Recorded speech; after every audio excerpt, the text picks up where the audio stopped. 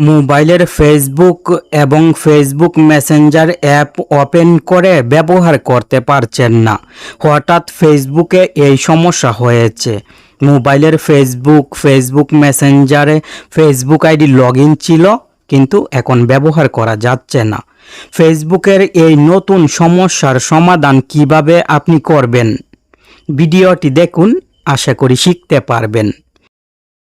ফেসবুকের এই নতুন সমস্যার সমাধান করার জন্য গুগল প্লে স্টোর থেকে ফেসবুক মেসেঞ্জার আপডেট করেছি।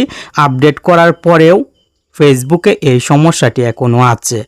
ফেসবুক অ্যাপ আনইনস্টল করে ইনস্টল করেছি, কোনো লাভ হয়নি। তাই আপনি কষ্ট করে এই কাজগুলো করবেন না। ফেসবুক অ্যাপ আপডেট অথবা আনইনস্টল করে ইনস্টল করার কোনো দরকার নেই। ফেসবুকের এই সমস্যার সমাধান করার জন্য পরে আমি ফেসবুকের সাপোর্ট টিমের সঙ্গে কথা বলেছি। তারা বলেছে ফেসবুকের এই সমস্যার সমাধান অটোমেটিক হয়ে যাবে, মানে ফেসবুকে এই সমস্যাটি ফেসবুক থেকেই হয়েছে, আপনার মোবাইলে শুধু হয়নি। তাই চিন্তার কোনো কারণ নেই।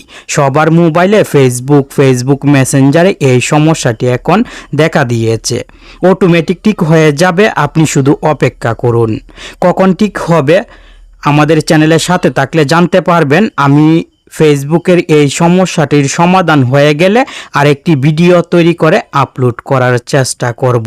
তাই টেক অন বাংলা চ্যানেলের সাথে থাকবেন। আর ভিডিওটি দেখে যদি ভালো লাগে তাহলে লাইক করবেন, কমেন্ট করবেন।